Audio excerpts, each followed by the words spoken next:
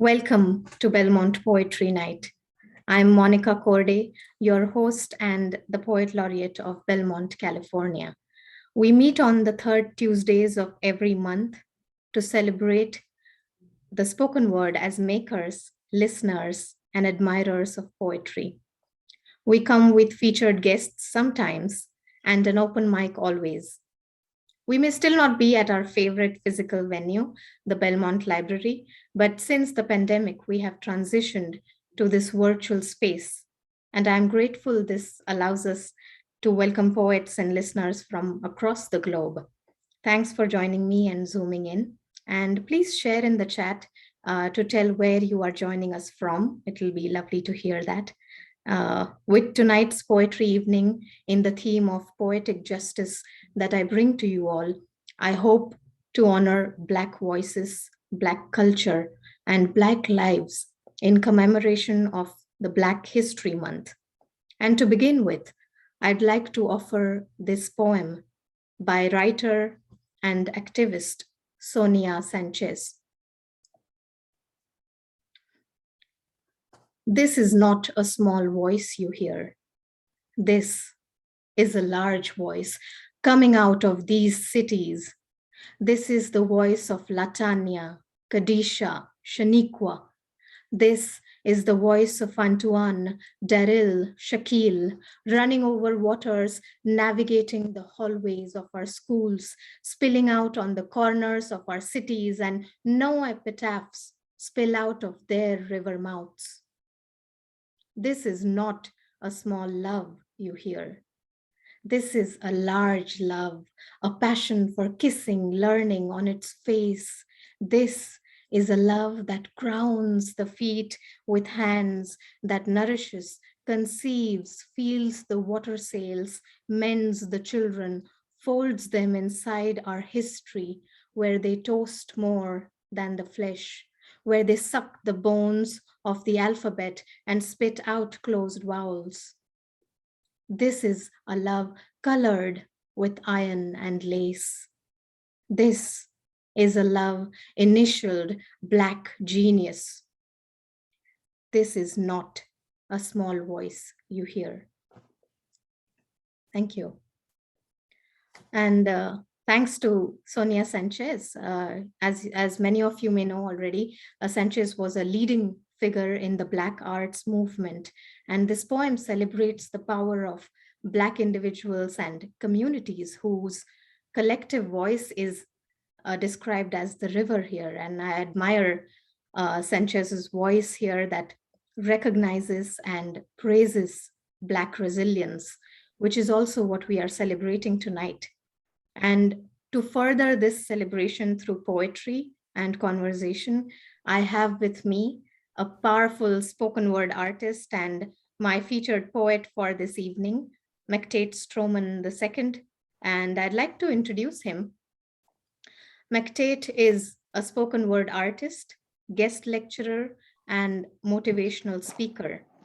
Over the past 25 years, he has had the opportunity to share his inspirational talents at such places as the World Stage in Leimert Park, the Comedy Store on Sunset, New Yorkan Poets Cafe in New York, UCLA, USC, and San Jose State University. With a degree in psychology from San Jose State University, McTate is an educator and artist whose art tends to focus on our emotional intelligence.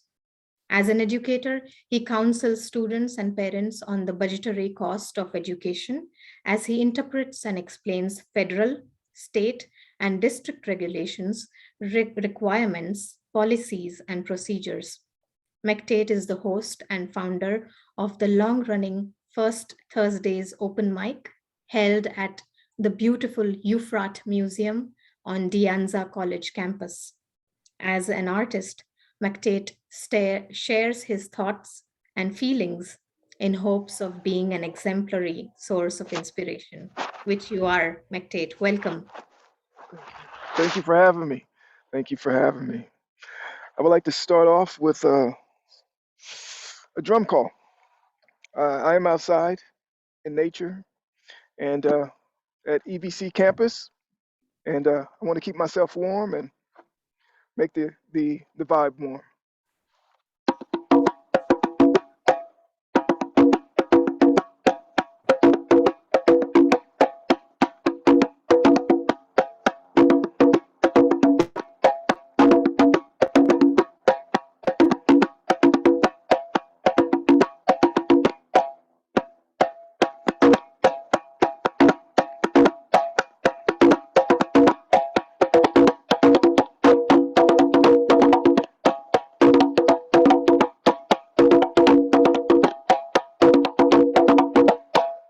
See, I was born to be deep, but converse quite simple.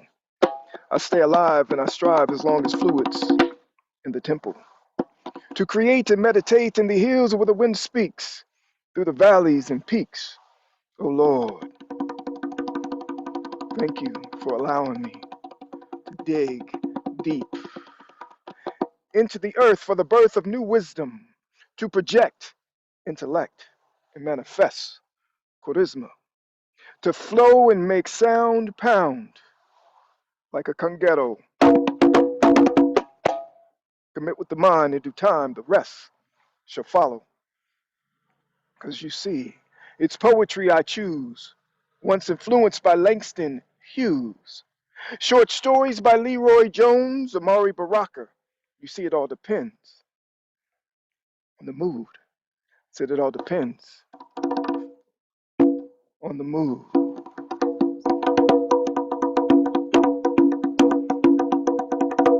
Because I got gods, earths, and little seeds.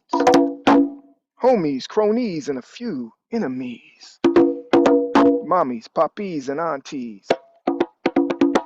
All watching me, mostly, closely, to the words that I breathe. So I'm like, yo, if all I gotta do is rhyme to touch mine, then I'ma go line for line until I shine. Cause sure enough, you have to know that I'm a flow until I glow. Like the last Asiatical bro, a young Bruce Leroy, you know? So, be it DSL or fiber optics, I rock it, lock it, exceed Mach 3 with closed optics. And bling on mental screens like hyper text while giving birth to thought, like cyber sex. Because as an MC who breathes words of poetry, I allow the inner me to defeat the enemy. I said, as an MC who breathes words of poetry, I allow the inner me to defeat the enemy. Thank you.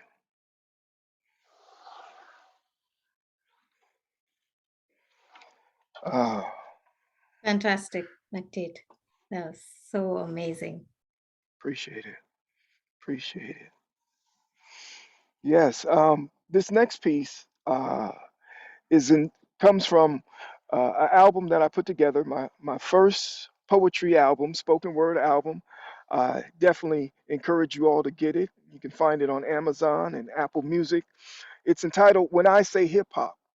And if you really want a good understanding and feel like you don't have an understanding of what hip hop really is, I say buy the project and you will see. It's a collection of poetry, interviews, and this is the title piece to that is When I Say Hip Hop. And it's definitely apropos for Black History Month because it will take you on the journey of myself from a young boy to a man in the culture of hip hop. So let us go. You see, when I say hip hop, I tend to think of Planet Rock. Because, see, I used to pop lock and blow up the spot from here to Ypsilanti by myself or with my family. You see, I was the shorty of the crew, but my age couldn't ban me. You see, back in 1983, to me, that was the old days. We used to battle with Loma Alta in them hallways. ways? Well, some had skill and still had all A's, while young Tracy Murray was hitting J's. Swish. That was love. Lay. So can you feel me? It still be that same old ish. I now grabs the mic, flip the script, and boogaloo like shrimp. Always down for the cause. I even used to pause. What Run DMC, Jam Master Jay, and my Adidas. You see, I'm just taking it back to the essence of the real hip hop. When I was a little shorty and I used to pop, walking down the street with my new boom box, just a man and his music, like Scott LaRock. And I used to break dance every chance I got. I mean, I used to break dance to Toto France in my parachute pants. I backspin and then I pose, chose my b-boy stance, broke it down and started ticking like Mr. Wave and had him tripping up rock to the joint point and catch him slipping. Because you see, there was never any room in the cipher for kids who just wanted to chill. It was always like, brother, you next, so you best keep it real. And I still walk the streets with that same pizzazz. But instead of a boom box, I now rock a pen and a pad. And on my shoulders, a diaper bag. Because above all, I'm just a dad. Thank you. That was amazing. Outstanding, McTate. Thank you. Thank you. Thank you so much. And before we move on, I'd like to um, ask a few things Sure. and know a few things. And I was looking up spoken word poetry, the definition of it, and Poetry Foundation puts it like this. And let me quote it. It says, though some spoken word poetry may also be published on the page, the genre has its roots in oral traditions and performance. Spoken word can encompass or contain elements of rap, hip hop, storytelling, theater, and jazz, rock, blues, and folk music, characterized by rhyme, repetition, improvisation, and wordplay. Spoken word poems frequently refer to issues of social justice, politics, race, and community.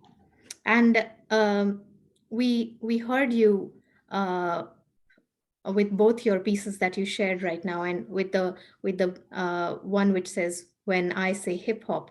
Um, if we can just go back to that Sure. piece, it's so deftly crafted with so many layers to it, and there's certainly beauty we can see in the delivery of it.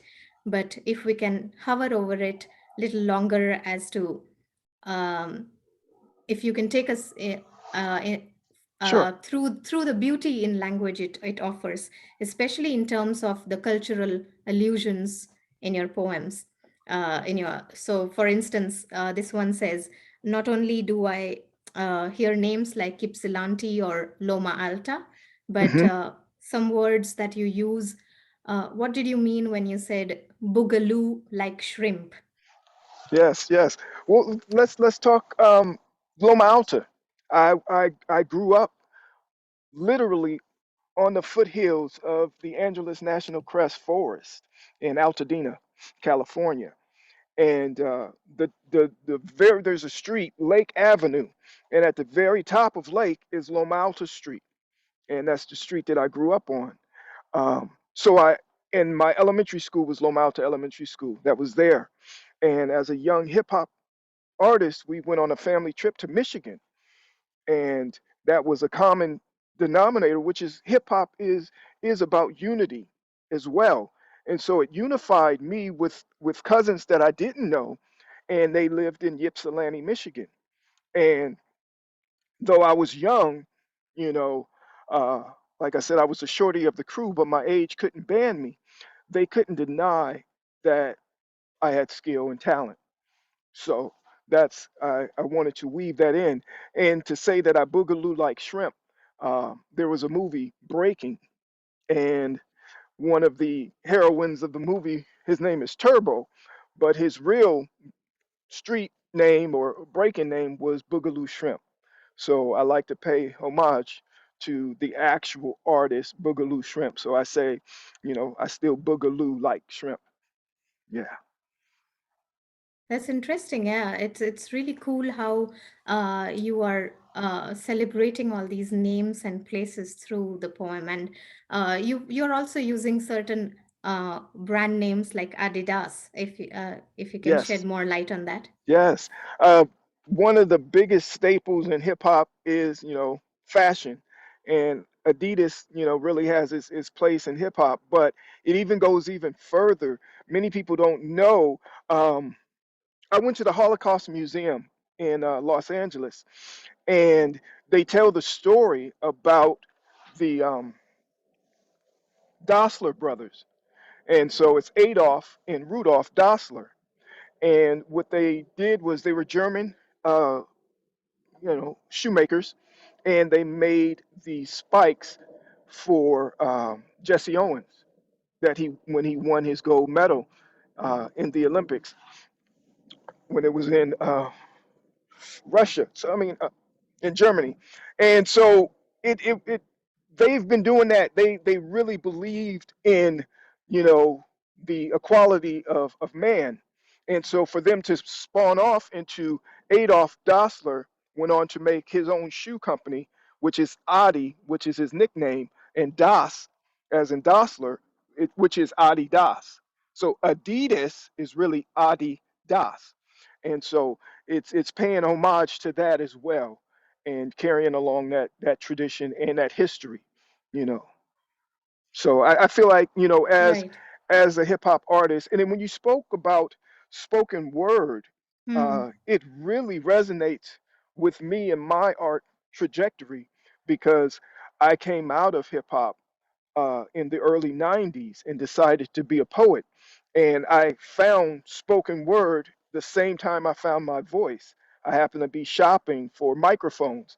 It was on Hollywood Boulevard at the Guitar Center, and it was a row of microphones. And I was just testing the mic and going over some of my lyrics and being able to hear my voice and wanting to kind of beautify the way that I was delivering in an a cappella form. It started me to really look at mastering my my voice and the way that I, speak. It's painting pictures, painting words. So I like to look at it just as much as a singer. One of my favorite singers is the jazz singer Al Jarreau. And I mean, you want to talk about someone who beautifully uses his voice. Al Jarreau is one of the best. So so it's that. If I can be the Al Jarreau of poetry and that type of feel and vibe, then I'm here to master my voice and bring that spoken word artistry out. Yeah, yeah, that sounds really neat, McTate. And I was wondering when we talked about spoken word, what is your definition of the spoken word? Is it a mix of is it a mixed bag of all the things? And do you think there is a sense of um, having to carry a responsibility, like carry the history or the culture that your own experiences that come with it? What is spoken word poetry for you? Spoken word poetry is I used to think about that when I was first starting off before we had real defined definitions. Like, what is the spoken word? Don't we all speak the spoken word? I mean, it goes back. The Grammys have a spoken word category and has had one since the 60s. And typically, individuals that win those categories have been either comedy albums, audio books, things of that nature. So when you take the human language and you turn it into an art, a narrator. That's one of the biggest reasons why audiobooks are selling is because the narration, they get an actor to narrate. obviously there's something in that. So it's taking that artistry of speaking, of it's, you know, I've studied, you know, acting, and improv, and it's all been a part of mastering my poetic delivery. So that's what spoken word is taking that natural element of speaking and putting some art, making it artistic. You know, if I'm going to speak to you and tell you about something and I'm painting a picture, I have to give you ebbs and flows so that you can kind of emotionally take that roller coaster ride with me. But if it's just monotone, then, you know, a lot can be lost. You know. Right, right. Yeah, I get a sense of that just as your pen moves, we move along with you. So it's really cool to experience that movement and journey through your work. And if we could hear some more, I do have a few more questions for you, but Sure. if we can hear a little more from Yeah. you, that'll be great. Uh, Speaking of movement, before I read this one, there's one as a young, going back to hip hop again, because, you know, as far as Black History Month is concerned, I'm really focused in on making sure that hip hop is painted as the cultural picture that it is, because that's what it is. Um, so here's this piece: as the pen rides and glides, thoughts slides onto paper, taking me back to Bismarck and the vapors, with some pull capers in the name of stacking papers, while I packed more flavor than packs of now and latest. Walking down the block, Walkman no boombox, as the beat knocked with styles of Pete Rock, freestyling off the top, while neighbors stare and watch. I'm like, let 'em hawk, let 'em gawk, let 'em talk as I walk home in a zone of my own hip hop. I said, home in a zone of my own hip hop. What else could I say? Still to this day, yo, I'm nice with the mic device and wordplay. Because before the open mics, lattes, and cafes, I used to run with the MCs, but now I walk this way. I said, before the open mics, lattes, and cafes, I used to run with the MCs, but now I walk this way. And so I should go into this more jazzy piece, and I promise to take my time. I'm glad you guys are enjoying. One of my dad's favorite, I must say this, I pay homage to my father and his jazz collection, and actually his R&B, his music collection on a whole. We share that in common, share music. Um, I embrace jazz like he embraces hip hop. And one of his favorite groups is the Crusaders.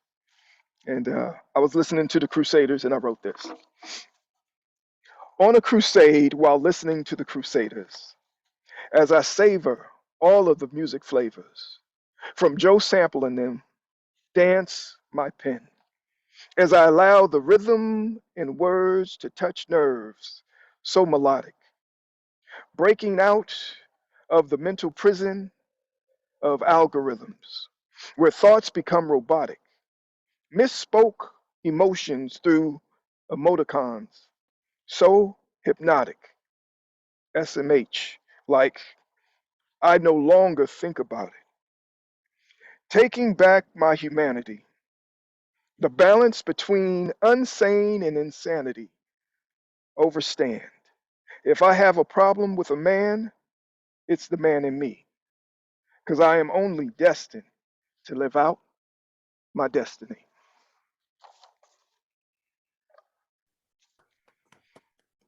Oh, thank you, McTate. You're welcome. As the both, I mean, the piece that you just shared and the previous one also, I see there is this journey of self discovery Yes. in your pieces, and I also remember you've mentioned to me about this group of poets and musicians called the Last Poets, Yes. who were essentially poets, rappers, spoken word artists of the civil rights era, and also recognized as the forefathers of hip hop, if I'm right.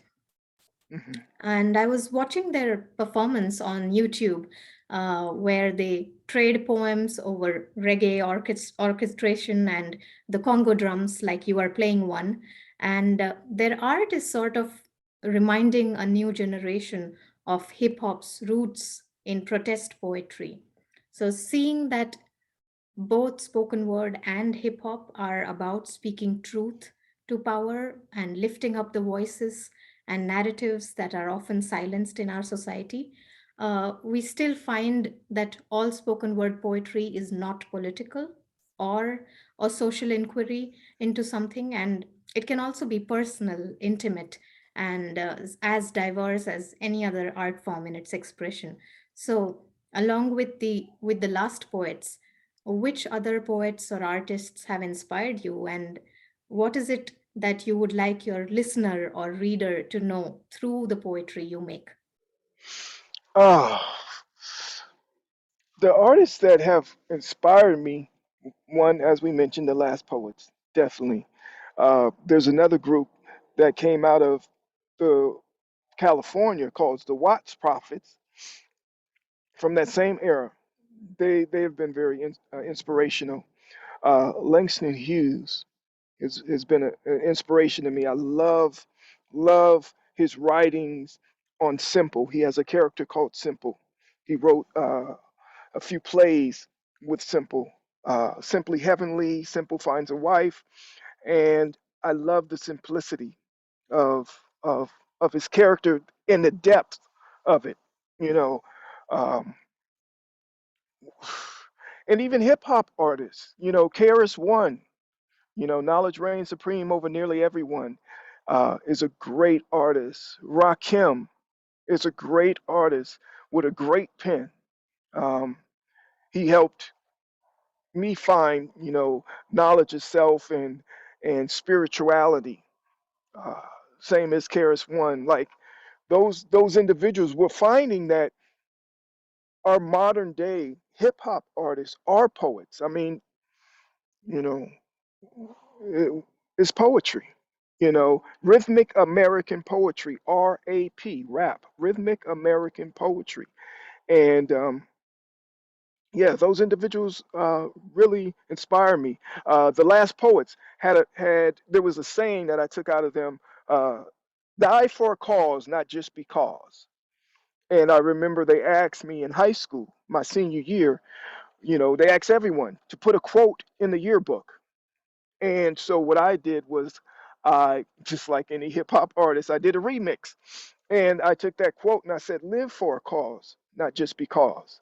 And I wanted my peers to think about that because I had to understand, what does it mean, die for a cause, not just because. Where back then, during that time, the civil rights era, they were saying, if you're going to die, which is inevitable. They're assassinating our leaders. Um, they're putting dogs on us. You had Emmett Till. It was darn near inevitable that you may die on the streets. So you might as well die for a cause, not just because. And so fast forward to 1991 when I graduated. I felt it was time for our generation and young people to start living, learn how to live. Don't just learn how to die. Let us learn how to live. So if you're going to live for a cause, not just because, don't just, YOLO, you only live once. What does that mean? Like, no, like live for something, you know, let your mind be purposeful. I mean, let your legacy have some purpose. So live for a cause, not just because. Uh, yeah. That is such a great quote to have, McTate. I've put it in the chat, as with all the other links and thoughts that you are sharing with us. I'm putting them on the chat for all of us to look at again and learn from it. And it's really interesting that you also mentioned that what rap stands for, rhythm and poetry. And watching you play the drums, also, I was curious to know about your writing process in terms of how you approach poetry with the knowledge of rhythm and music that you have. Uh, I love my writing process. My writing process is inspirational. Um, it's I'm learning more about my ancestors. You know, my writing style. Um, I got a chance to go to Jamaica last year and go to where my grandfather and my great grandmother lived, and my grandfather was born in Saint Elizabeth, and it's channeling my ancestors. When I write, the voice I hear inside, it speaks to me, speaks through me. Sometimes I wake up with a couple phrases, and then I try to expound on that phrase. Or I might have I have lovely days. I take a lovely day and then turn that into something. I'm blessed with a wonderful memory. So I like to take situations when I was a child and try to tell the story of that as I'm remembering it. You know, I remember writing a piece I wrote. I wrote a piece when I was in high school, sitting in class, and I remember being 16 years old, and it really just cements that moment and how I felt. You know, um, Yeah, so that's my writing process is inspiration. I get inspired by life. It might be a dream. Um, I love driving. It might be, a thought as I'm driving, listening to music, and I try to expound on that. Um, and, take an everyday situation and try to make it beautiful through poetry. Absolutely. I remember reading this quote by Nikki Giovanni, and she mentioned poetry and music are very good friends, like mommies and daddies, and Mm, strawberries and cream. They go together. So, and we can see that happening in your poetry and the music that you play. It goes together so well, and it really captivates all of us in what you're sharing there. So thank you so much. And if there's more you can share, please go ahead, and we'd love to listen. okay. If you guys will, humor me. I'll share with you the piece that I wrote when I was in high school, sitting in the back of Mr. Nat's math class. So uh, don't. I was young. Just understand the thoughts of a young person. That's the only preference I'm gonna make to this poem. But it goes. I never got respect for the things I did. Just known to the world as some quiet, cooling kid who sat in class with an F on his test. But I didn't give up.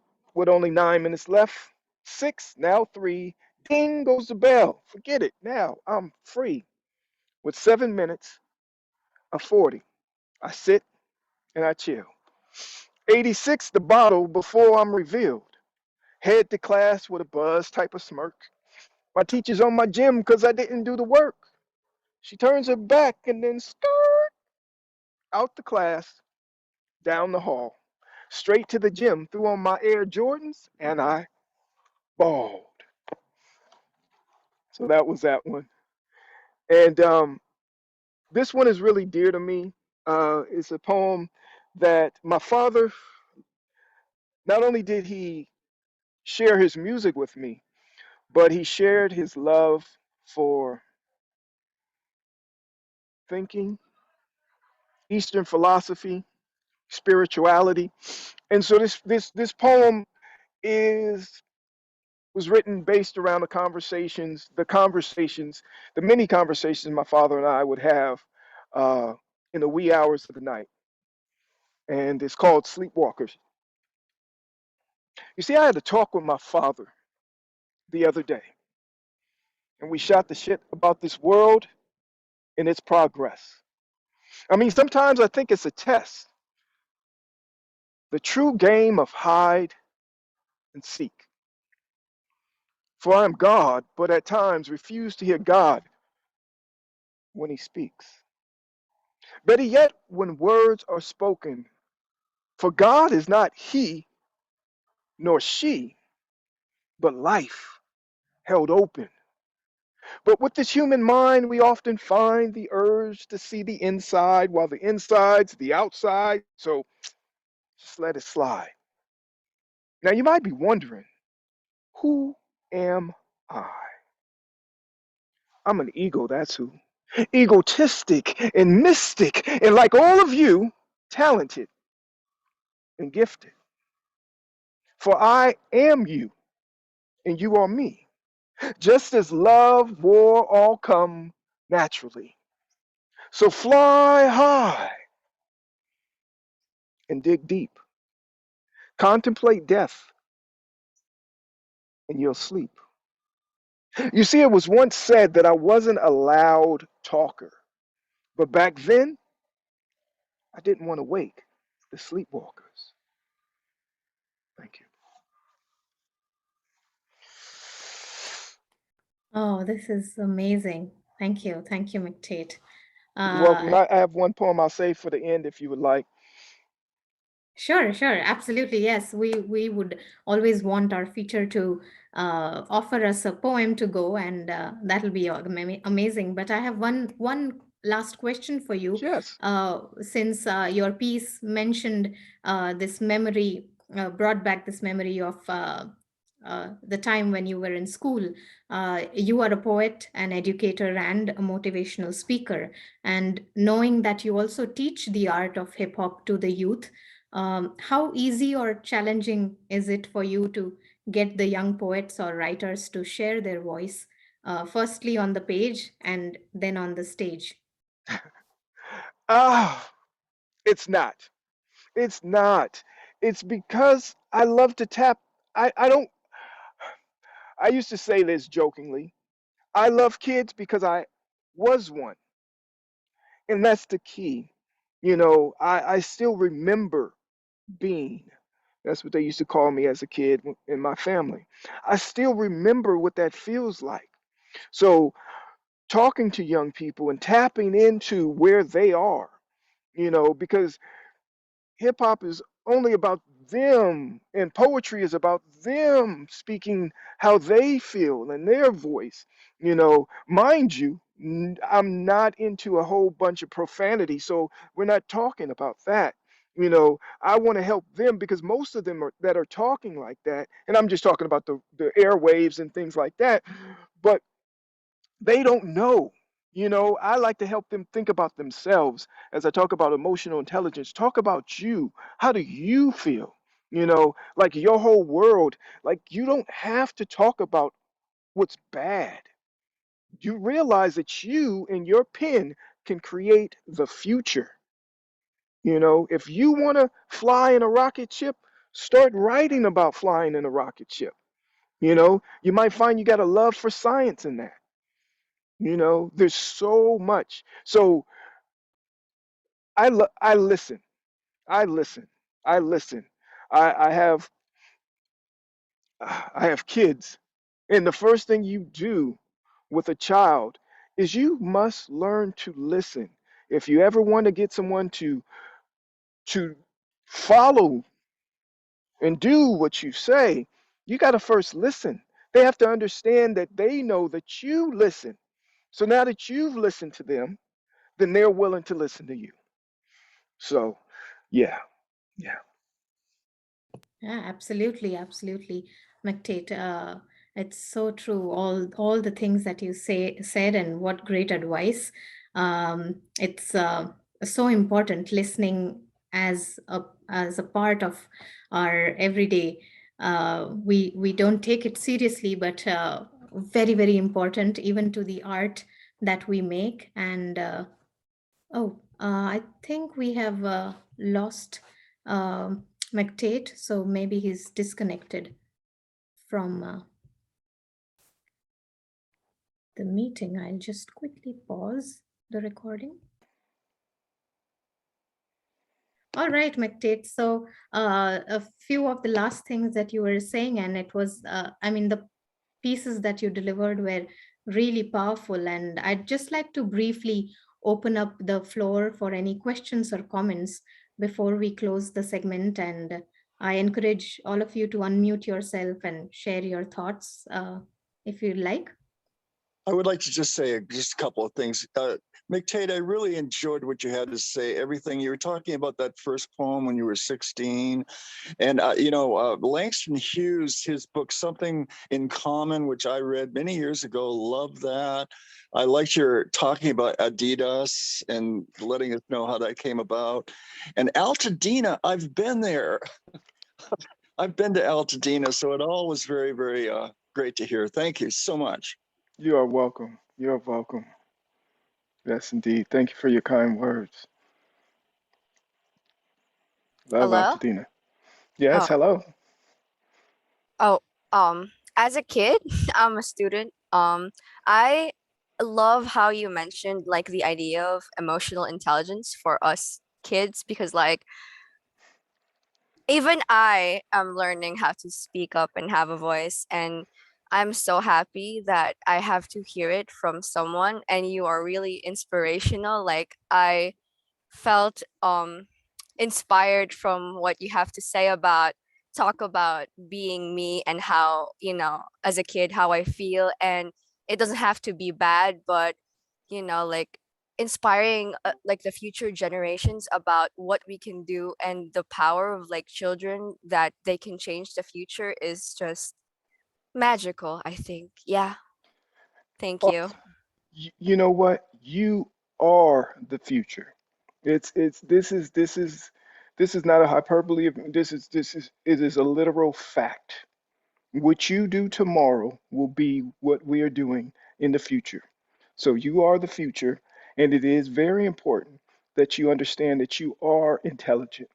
You know, we think about just the IQ test, but we are learning that emotional intelligence is necessary. Because if you got to work in a team, in the industry, where, a tech company, you need to know how to communicate with your teammates. And the fact that you are learning these things, you're acquiring this intelligence and you have it right now. It's important that you do know that you are intelligent and don't have to wait to find out later down the road. You have to earn this intelligence. No, there's some intelligence that you have innately that you need to know and be reminded of. So, yes, keep pushing forward. I'm looking forward to the future. Thank you. That is very that gave me emotions. Awesome. I'm very grateful to hear those words. They're yours. Stay blessed. Thank you. Indeed, I would say we are all very grateful to you, McTate, for sharing wise words along with such spectacular performance tonight. I think your voice lends such richness to the poetic style you use. And like all bodies of poetry, I think spoken word poetry is also fascinating in how it crafts a rich culture of words and song and art and movement. And we really appreciate you sharing your art tonight and also joining in this celebration of Black voices. Thanks again, McTate. Awesome.